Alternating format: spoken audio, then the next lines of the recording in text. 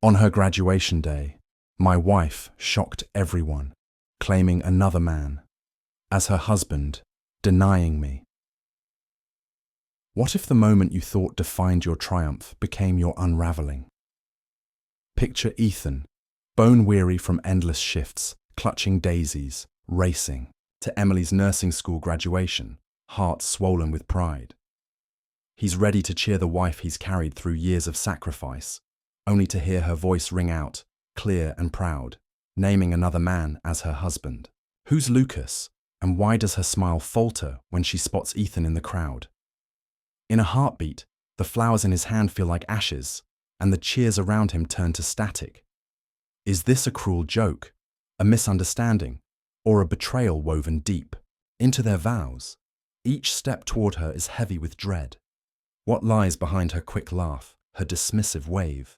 The air hums with suspense, as if the truth is a spark waiting to ignite. Will Ethan shatter the facade she's built, or crumble under the weight of her deception? Step into a saga where love is a battlefield, trust a mirage, and one man's fight for truth could burn everything down. The stage is set, and the real drama is just beginning. This is my husband, the man who shaped who I am today. The words struck me like a blade to the heart, but she wasn't talking about me. I stood 3 feet away, in a creased suit worn through 3 grueling shifts, sleepless, starving, drained, but smiling like an idiot, thinking I was there to honor her. Her name's Emily, but now it tastes like ash in my throat. I'd just reached the plaza of City General Hospital, gripping a bouquet of daisies, her favorite, sweat gluing my shirt to my skin. I'd pulled a 12-hour shift unloading trucks, slept 2 hours, then drove 8 more for a rideshare app so she could cross that stage today. My phone pinged with her text. Meet me by the East Fountain. I'm with friends. Can't wait to see you, heart emoji. I hurried, nearly sprinted, then heard her voice, bright, proud, elated. This is my husband, the man who shaped who I am today. Laughter, cheers, applause. Then I saw him, tall, slick, with that smug, polished vibe, clean-shaven, probably drove something Italian and sleek. Lucas, I'd learn later, the name I'd noticed in her texts 3 months back when I asked who he was, and she brushed it off. Just a study buddy, babe. But that day, she presented him as her husband, while I, the guy who covered her rent, books, tuition, gas, insurance, late-night pizza, coffee runs, and damn therapy, stood there like a phantom, erased. I didn't yell, didn't toss the flowers, didn't swing at him. I approached slowly, legs trembling, but eerily calm. She turned, saw me. Her smile vanished, color drained, but she bounced back fast, fake laughed. Oh my God, Ethan, you made it, she said, loud for all to hear, like I was some distant cousin she didn't expect. Lucas turned, puzzled. Who's he? And then she did it. Laughed, shook her head like I was a punchline. He's nobody, just an old friend. That moment's etched in my soul forever. I faced the crowd. Actually, I said, voice cutting sharper than I planned, I'm the guy who juggled 3 jobs so she could stand here today. Silence. You could hear the breeze. Someone cleared their throat awkwardly. I stepped closer. I paid every bill, skipped meals, slept in my car between shifts, wore the same boots for 3 years. While I broke my back, she was busy doing who knows what with this guy. Ethan, stop, she snapped, eyes wide, voice piercing, but it was too late.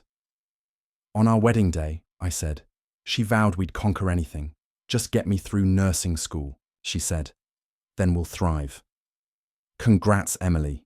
You made it. Lucas looked like he wanted to vanish. I dropped the bouquet on the concrete. I planned to propose again today, to kneel and thank her for holding strong, for making it. Guess I was, the only one holding. Gasps. She lunged toward me, eyes blazing, hissing, "What the hell are you doing?" "Exposing a liar," I whispered back, "and taking my life back." I turned and walked off. No words, no glance, but each step fueled a fire in my chest, a mix of heartbreak and raw fury. That moment was just the start, and she had no clue what I'd uncover next. I didn't sleep that night. Couldn't. I sat in my truck outside our duplex, engine off, keys in my lap, staring at the building like it had stabbed me too. I replayed the last 4 years, every lie she fed me, every late study group, every time she claimed she was too tired, too stressed, too swamped. I buried my doubts because I loved her, trusted her, thought I was building our future. Turns out, I was crafting a pedestal for her to perch on, while she hunted for someone shinier to reign beside. At 3:12 a.m., I crept inside, silent. She wasn't home, probably out celebrating or with him. Our bedroom reeked of her perfume, and I despised its familiarity. On instinct, I started packing. Not my stuff, hers. I opened drawers, makeup, earrings, pricey serums she never used around me. In the closet, designer tops I'd never seen her wear for me, lingerie I'd never touched. Then I opened her bedside table drawer. There it was, a folded letter, handwritten on clinic stationery. It began, "Can't stop thinking about last night, you were incredible." My hand shook.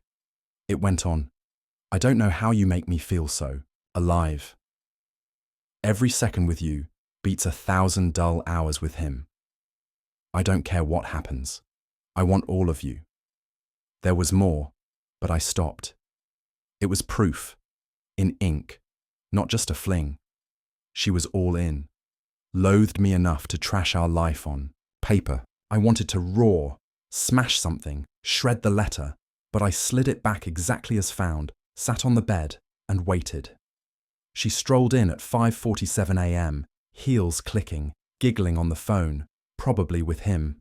Seeing me in the bedroom, her body stiffened. "Ethan, what are you doing here?" I stood slowly, waiting. She rolled her eyes, tossed her purse on the vanity. "Look, if this is about today, I was going to explain." "Don't," I cut in. "Don't insult me more than you already have." She crossed her arms. "Fine, what do you want?" I nodded at the nightstand. "You left a cute love note. Sweet of you." She blinked, just a flicker, enough to confirm. "You went through my stuff? You mean the drawer you leave unlocked? By the bed we haven't shared right in months?" She sighed. "Ethan, listen." "No. Listen. You erased me in front of everyone after all I've done." "I panicked, okay?" she snapped. "Lucas was there. My friends were there. I didn't want it weird. You called him your husband." No reply. That wasn't panic, Emily. That was a choice. Her eyes narrowed. "You're being dramatic. You think you're the only one who gave up something? You think driving those shifts makes you a saint?" "No," I said. "But it damn sure doesn't make me nobody." She scoffed, turned, started changing, like we weren't even talking, like I hadn't just found her gushing about another man. I watched, her slip off her skirt, still smelling of cologne that wasn't mine. She glanced over her shoulder. "Maybe if you spent less time playing martyr and more time being a man, I wouldn't have needed someone else." That line shattered something in me. I didn't shout, didn't weep. I walked to the closet, grabbed a suitcase, and started tossing her clothes in, folded neatly, like I used to do her laundry before exams, before she forgot me. "What the hell are you doing?" she asked. "Packing. You've made it clear you don't live here anymore." She laughed. "You think you can kick me out? You already left. I'm just finishing the job." She stormed over, tried to snatch the bag, but I stepped back. "Get your stuff. You've got till dusk, then I'm changing the locks." "Ethan, be serious. I was every day, every night, every shift you weren't. Now live with it." She opened her mouth, but nothing came. Good. Let silence speak what her lies couldn't. I walked out, and for the first time in years, I felt free. I spent the morning in the kitchen, at the tiny table where we used to sip coffee and dream, mostly hers. I couldn't touch anything, so I sat, staring at the floor, hearing every creak as she moved, like she still owned the place. Around noon, her suitcase thudded in the hall. She was dragging it out, huffing like she was wronged. I didn't budge, didn't speak, just listened. Before leaving, she stood in the doorway. "You're throwing away the best thing you ever had." I turned, met her eyes. "You already did." The door clicked shut. I waited, stood, locked it, leaned against the wood. The silence wasn't calm. It roared, like every unsaid word from 4 years crashed in at once. I wanted to scream, wreck something, but I didn't, couldn't. Instead, I went to my bedroom, mine now, stripped the bed bare, sheets, pillows, all of it. I opened the windows, cranked every fan to purge her scent, her betrayal. But betrayal sticks, lingers everywhere. Over days, she called, texted, left voicemails, calm, then furious, then guilt-tripping, like clockwork. "I messed up, Ethan. We can fix this. You're acting like a kid. Talk to me. Are you really ghosting me after all we've been through?" I didn't love him, okay? It just happened. "You think you're perfect. Fine, be alone. But don't come crawling back when you realize I was your best shot." I never replied, not once. But it wasn't easy. Some nights, I stared at my phone, thumb over her name, remembering her asleep on my chest, our dumb jokes, her favorite tunes, broke nights when we danced in the kitchen like time was endless. It felt like a con now. One night, 2 weeks later, a knock. Lucas. He stood there smug, hands in his jacket like we'd grab a coffee and chat. "You Ethan?" he asked, knowing damn well. I didn't answer. "Look, I'm not here for trouble," he said. "I just think you deserve the truth." I crossed my arms. "Your version of it?" He flashed a fake smile. "I didn't know about you at first. She said she was separated, that things with her husband were done, just waiting on papers." I laughed. "Classic. She told me she felt trapped, that you were controlling, didn't back her dreams." My jaw twitched. He shrugged. "I should have seen through it, but she's got a way of selling stories." Anyway, I ended it. "She's been blowing up my phone too. She said I was controlling?" That's what she claimed. I locked eyes, steady. I worked 3 jobs, gave her everything, let her dream while I bled. If that's control, maybe the world's flipped. He nodded. "I believe you now. Just thought you should know who she really is. She already showed me." He started to leave, then turned. "She'll try crawling back. People like her don't survive without someone to drain. Watch out, man." I slammed the door. That night, I couldn't sleep. Not over her, over me. I had to face it. How didn't I see it? How'd I miss the signs, or worse, see them, and let her convince me love meant enduring when you're being crushed? It wasn't just her betrayal. It was every time I ignored my gut, said she's just tired, stressed, she'll come back. She never meant to. That, more than anything, gutted me. But in that sleepless night, something hardened. Not bitter, but solid, awake. I wasn't the fool anymore. She ensured that. 3 weeks on, the duplex felt vast without her. Quieter, but not serene. Just empty, like something loud and chaotic used to thrive here. Now it was me, and the echo of her lies. I cleaned obsessively, not for care, for control.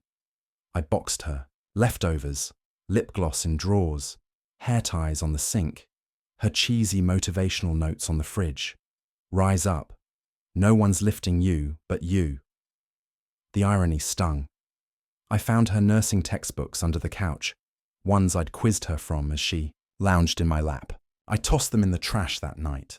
But no matter how I scrubbed her from the place, she haunted my mind. That changed when her friend Lauren texted. She and Emily were close in nursing school. Same rotations, same shifts. I hadn't talked to Lauren in months, but her name sank my stomach. "Hey Ethan, I know this is out of nowhere, but you need to see this. Sorry I waited so long." Attached was a screenshot of a group chat. Girls, including Emily, from 2 months before graduation. Emily: "If Ethan finds out, I'll just cry and say school overwhelmed me. He'll buy it. He always does. Another girl. Girl. He's grinding. 3 jobs for you. Emily. His choice. I didn't ask him to play desperate hero. I need someone who sparks something. Besides, Lucas knows what he's doing in bed. Ethan's okay, I guess, but not like that. I stared, not just because it hurt, because it confirmed everything. Her disrespect wasn't private. She reveled in it, laughed with friends, treated me like a doormat with a wallet. I called Lauren. She answered fast. I'm so sorry, Ethan. I didn't know how to tell you. Wanted to stay out, but after what she did at graduation, I couldn't sit on it. I paused, then asked, did she ever love me? Lauren sighed. I think she loved the idea of you, someone who gave all, asked for nothing. That hit harder than I braced. 4. She went on. Emily always played the victim, even when she was breaking hearts. She's been talking about trading up for a while. Trading up, I muttered. She didn't deserve you, Lauren said. None of us could say it then, but we saw it. That night, I sat in the dark with cheap bourbon, staring at a blank wall. No music, no noise, just me and every truth I dodged. She didn't fall out of love. She never loved me, just what I provided. My effort, sacrifice, loyalty, it was her currency.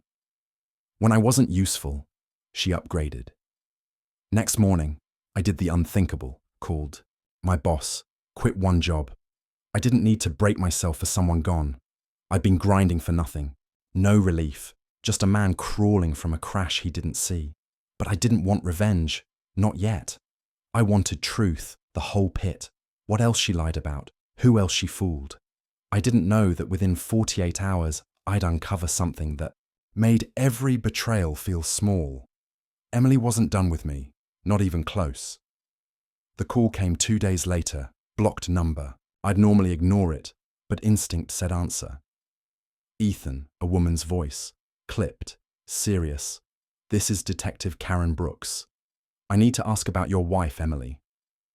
That line hit harder than a month of blows. Not my wife anymore, I said reflexively. What's this about? I need to confirm details in person, she replied. Today, if possible. It's about a man named Lucas Hayes. My blood chilled. We met at the precinct an hour later. She led me through a dim corridor, past faded walls and buzzing lights, to a cramped, windowless room that felt heavy with broken stories. She slid a folder across the table. Mr. Hayes was arrested last night at a club downtown. Disorderly conduct. Resisting arrest. Possession of a controlled substance. I stayed silent, not shocked, but waiting for the other shoe. She continued. When booked, he mentioned your wife, said she was tied to something bigger, that if he fell, he wouldn't fall alone. I raised an eyebrow. What's that mean? That's what we're piecing together, Brooks said, opening the folder. Inside were screenshots, bank statements, photos, Emily's face, clear from security footage, leaving a lab, laughing, arm in arm with Lucas. Recognize this place? Brooks asked. I squinted. No. What is it? Private testing facility, she said. No public records, cash only. Known for faking results. Mostly immigration scams. Sometimes insurance fraud. My pulse raced. You saying she was in on fraud? She listed you as a co-signer on several credit lines. We think they funneled money through fake accounts tied to your name. That's why we need your help. You could be liable for things you didn't know. I leaned back, floored. Not just betrayal, not just lies, but crimes, with me as the fall guy. I had no part in that, I said flatly. We believe you, Brooks replied, but proving it's the challenge. I left the precinct, fists clenched, that graduation day fireback, but sharper.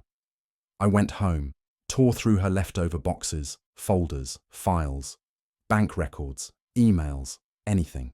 I scoured old tablets, USBs, even her nursing notebooks for links to this mess.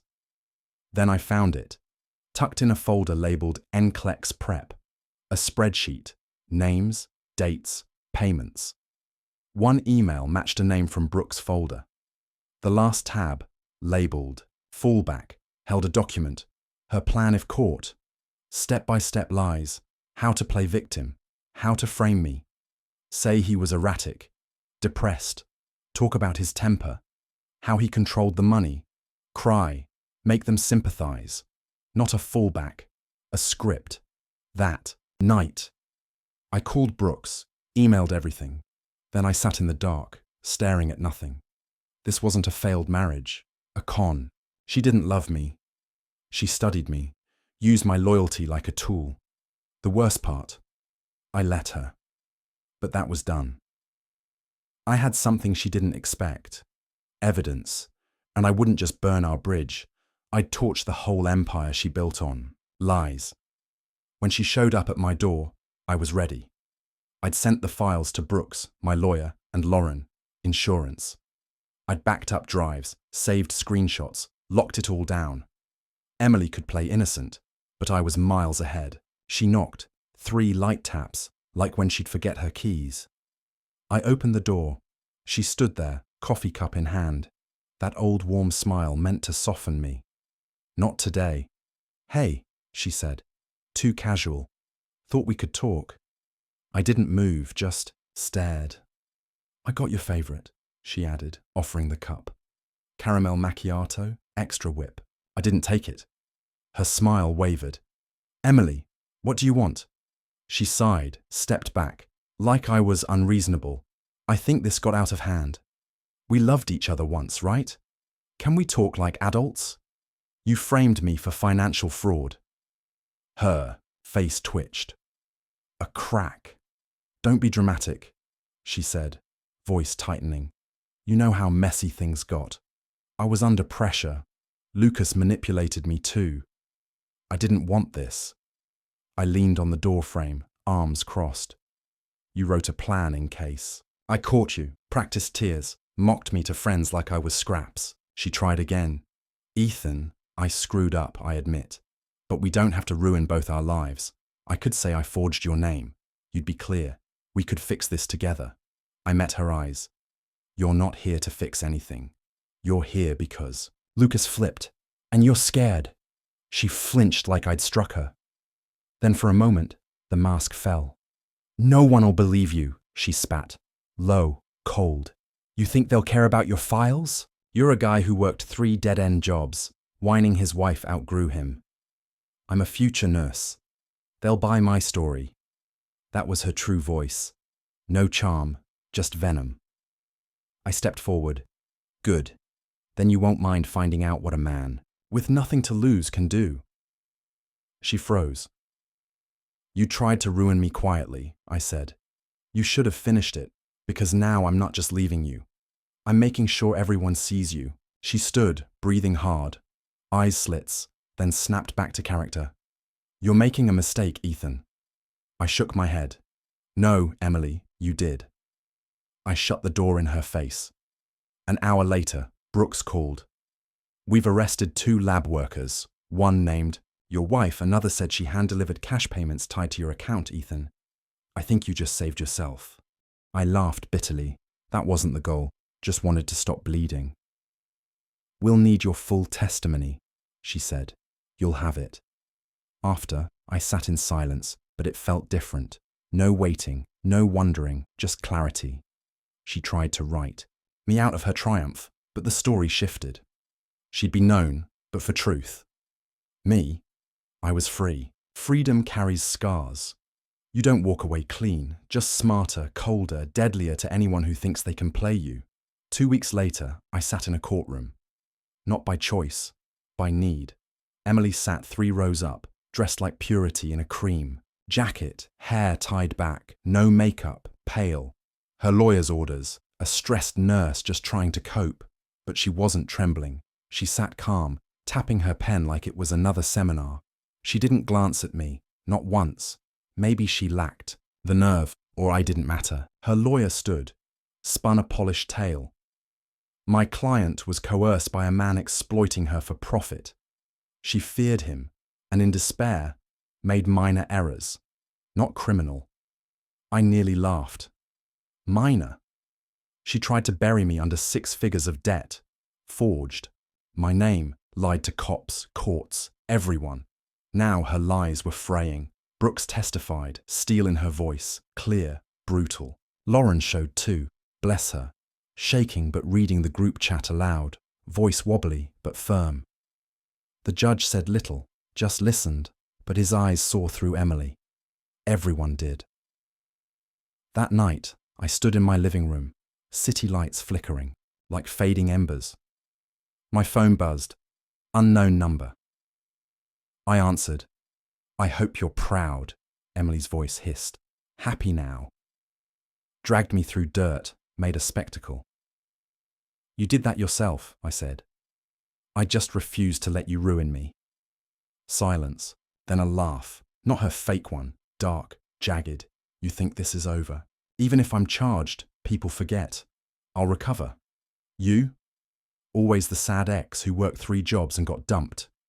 Right then, I saw it. She wasn't scared, just cornered, and cornered snakes strike. I hung up, no words left. Verdict day. I skipped court. Didn't need it. My lawyer called. Deferred sentence, 5 years probation, fines, practice ban. For now, maybe forever. I sat in the chair I'd napped in after 20-hour days, stared at my hands. Hands that cooked her, meals, ironed her uniforms, paid her way. Now they'd erased the future she thought she'd stolen. No victory, just emptiness. Not missing her, not wanting her, but knowing how close I'd come to being buried. Healing crept in quietly. A morning her name didn't hit first. A night, I chuckled at a dumb show, a walk through town without eyes on my back. I rebuilt, not my job that held, not my credit, that'd take time, but me, piece by piece, day by day. It was messy, slow. Sometimes I'd wake at 3 a.m., her voice in my head saying I'd never be enough, I'd always be the guy replaced. But those whispers faded. One night, in my kitchen, sipping coffee from a cracked mug I kept, I smiled. I'd survived her. If you're loving someone who shrinks you, makes you feel disposable, invisible, leave before they rewrite your story. Without you, if you're drowning, swim. The shore's real, the air's sweeter without their venom. 3 months later, an envelope arrived. No return address. My name in her neat, sharp script. I paused, knowing with someone like Emily, it's never truly over. Inside, a page, folded thrice. Ethan. I don't expect forgiveness. Don't even know why I'm writing. Maybe because I'm still for the first time in years, and silence is a loud bastard. You were good to me, too good, and I spent it like cash. You gave without asking. I took without caring. I didn't love you, not how you needed, but I respected you once. I ruined that, probably more I don't see yet. Lucas is gone, flipped, sure, but also bolted, no goodbye, nothing. He used me too, guess I had it coming. I'm not saying I've changed, just that I see the rubble, that's it. I hope you're okay or okay enough. I read it thrice, felt nothing, no rage, no thrill, not even pity. She was right. Silence is loud, but her words couldn't fill it anymore. I burned the letter in my sink, watched it blacken, vanish. She didn't deserve space in my drawers or mind. That weekend, I drove out of town. First time in years. Just me, the road, a playlist untouched since before the fall. On a winding highway, sun dipping below pines, I lowered the windows and screamed.